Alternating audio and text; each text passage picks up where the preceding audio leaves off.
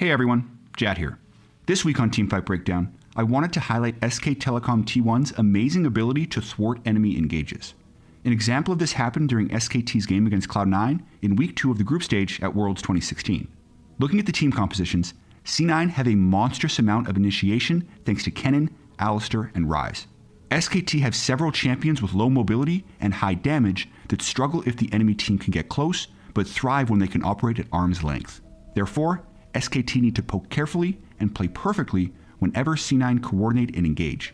Let's get into it.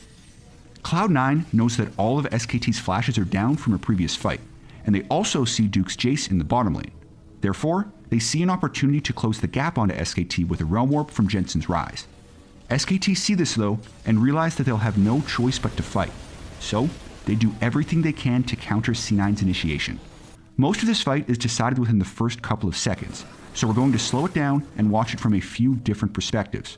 First off, both casting and reacting to Realm Warp requires extremely quick decision making. While Jensen's channeling the ability, SKT can see the location where C9 will teleport to.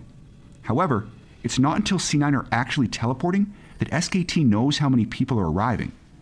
Once the animation shows that 3 opponents will be teleporting directly on top of Faker's Victor, all of SKT must react. Faker's the first to answer, and he places his gravity field perfectly.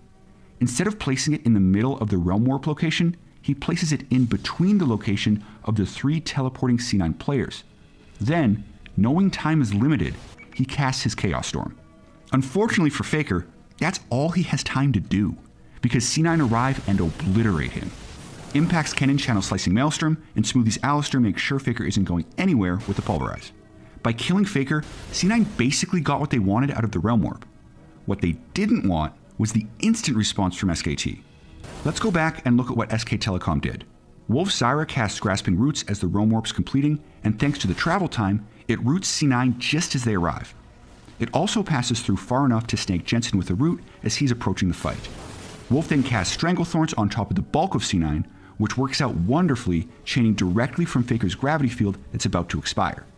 And while Impact's Kennen managed to cast his ultimate, he was chain CC'd from that moment on until his death, missing the opportunity to use his Zhonya's Hourglass.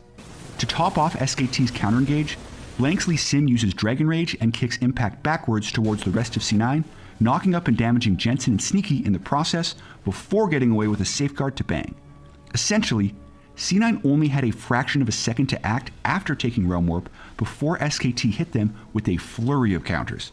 And this entire counter engage was accomplished by just 3 members of SKT, meaning they had plenty left in the tank for the rest of the fight. And while Impact died, Meteos' Olaf and Smoothie's Alistar also took a severe beating. This prompts Bang's Jhin to unleash his Curtain Call to pick them off. Bang hits Smoothie with his 2nd and 3rd shots, and while Jensen considers blocking the 4th, Smoothie takes the final bullet and falls, as it would have left Jensen with only a sliver of health. At this point, the fight is mostly lost for C9. With Impact and Smoothie down and Meteos low, a full retreat here would yield an easy Baron for SKT. So, C9 try to make the fight work with the final re-engage. But, as I mentioned before, SKT has a composition full of long-range, high-damage champions that excel when they can keep their distance.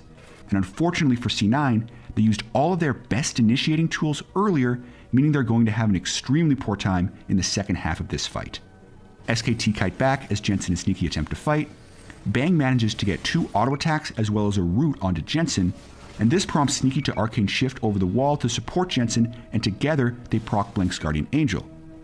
Ultimately though, this costs Sneaky his life as Duke's Jace quickly switches to Hammer form and smashes Sneaky to death with To the Skies. With 3 members of C9 dead, the rest retreat, and SKT take an easy Baron and full control of the game. Looking back, SKT only had a fraction of a second to craft a response to C9's aggressive initiation, and they countered it beautifully. Due to their excellent timing and layering of crowd control abilities, C9 ended up realm warping into their own demise. The extended fight that followed was a mistake by C9. They had little chance of success due to the numbers advantage and higher health pools on SKT. All told, SKT won the team fight, took Baron, and went on to win the game against Cloud9 and secured the #1 spot in Group B at Worlds 2016.